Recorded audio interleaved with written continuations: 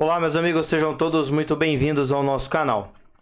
Essa semana que está iniciando, o Supremo Tribunal Federal tomou uma decisão muito radical e que, claro, vai impactar a todos, principalmente a ala apoiadora do presidente Bolsonaro.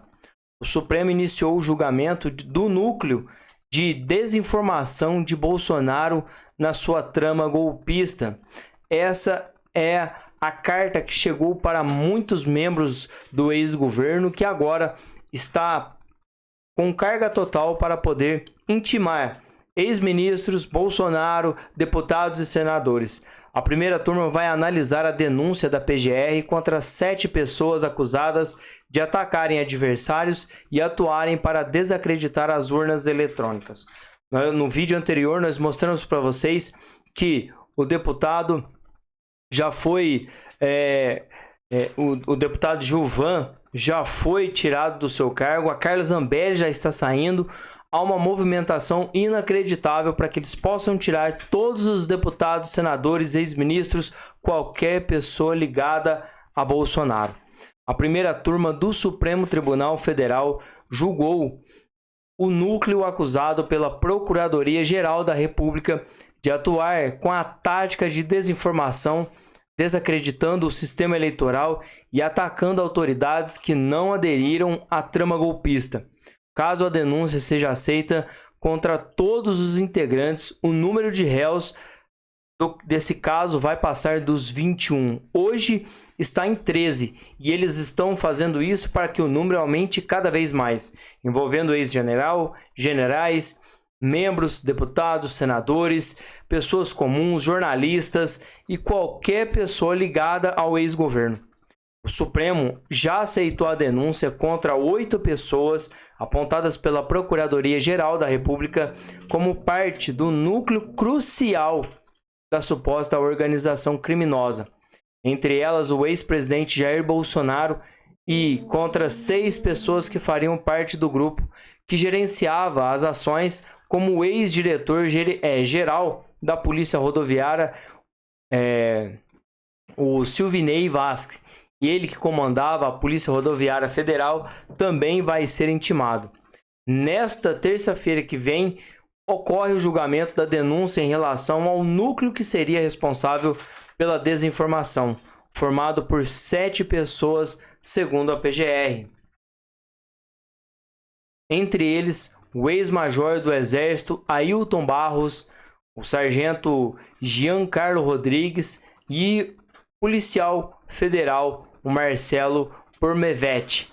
Segundo o Procurador-Geral da República, Paulo Gonetti, os membros desse grupo propagaram notícias falsas sobre o processo eleitoral e realizavam ataques virtuais às instituições e autoridades que ameaçavam os interesses do grupo.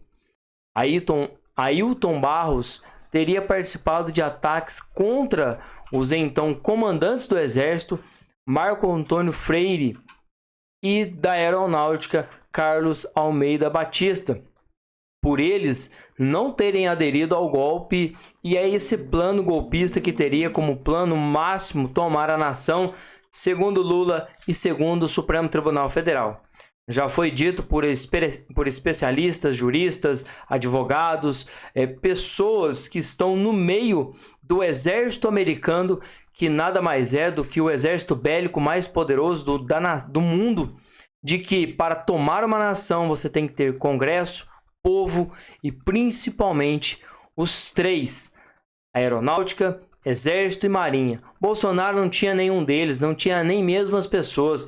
Ninguém estava sabendo dessa trama golpista, somente o Supremo Tribunal Federal e o governo atual do Lula. Giancarlo Rodrigues e Marcelo Pormevetti trabalharam na Agência Brasileira de Inteligência, a famosa ABIN, durante a gestão do hoje deputado federal Alexandre Ramagem, que já é réu e que está aí respondendo a tudo aquilo que o Supremo acredita que eles fizeram.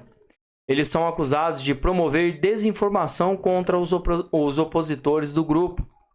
A defesa de Rodrigues afirmou que a relação dele com Pormevetti foi apenas profissional, enquanto os advogados da Polícia Federal negaram a relação entre as atividades dele e o suposto plano de golpe.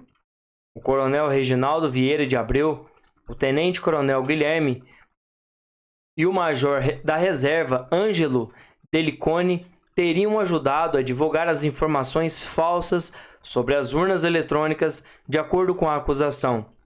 A mesma suspeita ocorre contra Carlos Rocha, presidente do Instituto Voto Legal, organização contratada pelo PL e que já ajudou a embasar uma ação do partido pedindo anulação de parte dos votos, e os 4 negam acusações.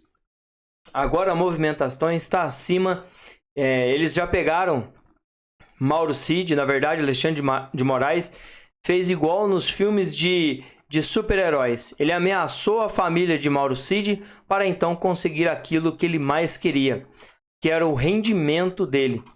Aí, agora ele está indo para cima de quem?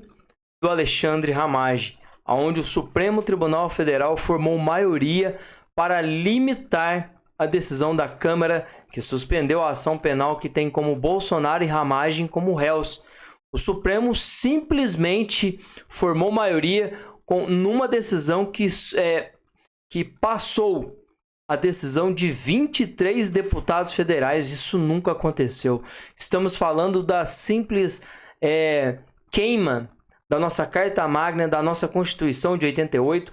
Estamos falando aqui que eles rasgaram qualquer lei existente para poder fazer o que fizeram. O que rege as nossas leis e a jurisprudência do nosso dia a dia é a Constituição de 1988. O Supremo Tribunal Federal de 2025 simplesmente rasgou, como se não houvesse poder limitador ou como se não houvesse um poder que constituísse o de todos, que é o Congresso. O Congresso é quem rege, quem bate o martelo e que coloca as leis para funcionarem. O Supremo hoje em dia, eles revogam as leis, tiram leis e colocam leis, criam, aonde já se viu o Supremo Tribunal Federal criar leis. É isso que está acontecendo nesse exato momento. A primeira turma do Supremo Tribunal Federal formou maioria para rever a decisão da Câmara dos Deputados que suspendeu a ação penal que tem como réus o deputado Alexandre Ramagem e o ex-presidente Jair Messias Bolsonaro e outros 6 aliados. Os ministros Flávio Dino e Cristiano Zanin seguiram o relator Alexandre de Moraes para então bater o martelo e assim fazerem o que estão fazendo. Isso é inadmissível e é só o começo dessa trama golpista que o Supremo Tribunal Federal tem imposto para a nação.